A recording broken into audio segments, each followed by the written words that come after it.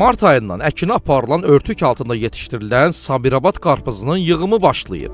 Fermerlər deyirlər ki, mövsümün əvvəlində məhsuldarlıq qənaətbəxş olsa da, qeyri-sabit hava şəraiti təsərrüfatlara ciddi təsir göstərib. Dolu şüylüyünə görə qarpızlarımızdan çoxun məhv elədi. Tağlarımızı görürsünüz, təmiz, davasız, dərmansız qarpızlardır. Bu günləri yığım bizi qane edir, amma dolu düşməsəydi. Yəni, dolu ilə əlaqədar küllü miqdarda ziyan da idi bizə. Sahələrdə bir dəqiqə 55-60 qəpik idi yığım. Bunları isə dolu vurur. Görürsünüz, yararsız gedir. Bu yararsız gedir. İçərisində heç bir şey yox. Azot bildirləri məsələn 30 manat idi, 27 manat idi, bu illər 50 manat. Toxumu bildiri almışdıq məsələn 100 manata, bu il almışıq 130 manata. İşçilər işləyirdi bildirləri 20 manat, 15 manata, bu il işləyirlər 30 manata.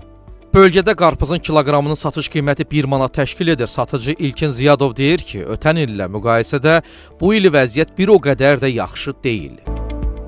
Bəs bu aylarda qarpız yemək təhlükəli sayılırmı? Həkim mütəxəssislər qeyd edirlər ki, qida zəhərlənməsi, bağırsaq problemləri, allergik reaksiyalar və digər fəsadlar erkən mövsüm qarpızlarından qaynaqlana bilər. Xüsusilə uşaqlar, yaşlılar və xroniki xəstəliyi olan şəxslər daha diqqətli olmalıdırlar. Bundan başqa, sağlam və təhlükəsiz